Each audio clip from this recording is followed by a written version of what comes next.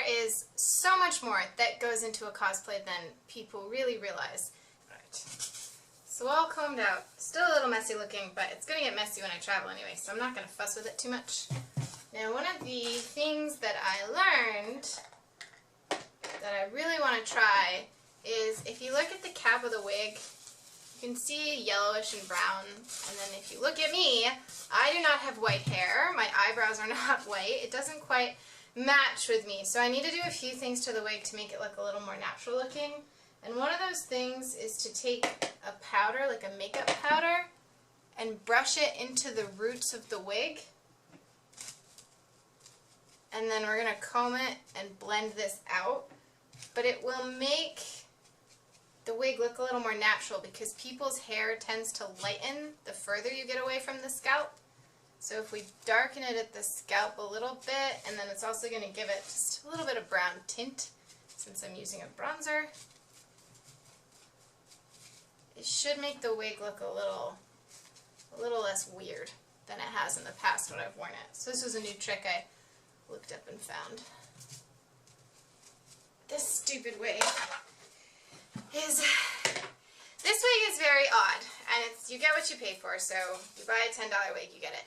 It has most of its hair at this length, and then there's like this weird chunk down here that we do not want. So the chunk is getting removed.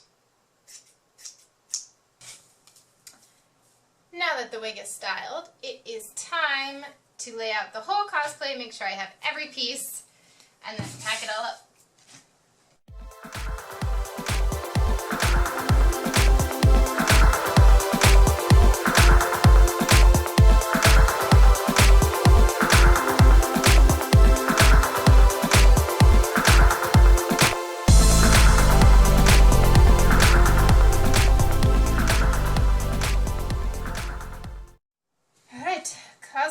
Assembled. There's so much blue. So I have these cool boots that I wear with him. It makes him into a little bit of a cowboy, but that's okay. Then I have this lightning bolt, which I can change the pattern of the blinky lights however I want, and then turn it on and off with this remote, which is nice. And then, of course, it wouldn't be a Nessa cosplay without some glitter, so that I could get everyone covered in glitter. And, you know, my baggy awesome, essentially pajama pants, and then this giant stone that is huge and massive, but it's okay. And some nice elegant gloves. And then last, the glorious Arcana mask, and then their recently styled wig. So the styling also makes it more comfortable to wear the mask. Having a more comfortable mask is nice, to not have hair on your face while you're wearing it, and then when I take the mask off, I will still have an appropriate Zeus hairdo, so that'll be nice. And this cosplay is the cosplay I'm taking on my carry-on luggage. I always carry on one cosplay just in case they lose my luggage, which apparently a lot of people at TI are having this problem. So I'm going to pack up this cosplay and put it in my carry-on. I've carried it on before. I took this to ESL New York. A simpler version. I've done a lot of upgrades since then.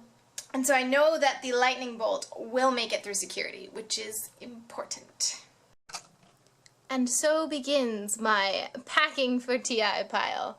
I have a small pile for electronics, tape, etc. But the cosplay pile begins. So that's what went into my Zeus cosplay, which I will be wearing on day one. So make sure to keep up with me on Twitter and Snapchat and Instagram and all those things. I will try and post as many pictures as I can while I'm at the event and I'm all dressed up in my godlike glory.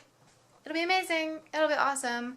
And I hope you guys enjoy it. I'm certainly going to have a lot of fun. I will, of course, be live on the morning show, which you can go twitch.tv/joindotared, and you'll be able to watch us live 9:15 a.m. West Coast time. So I believe that's 9 hours behind Central European time, whatever that is, 3 hours behind EST, etc. It's before TI starts. It's 45 minutes before main panel starts, so you guys should come and watch us live day one in Zeus. So exciting. Happy TI. And I'll see you guys around.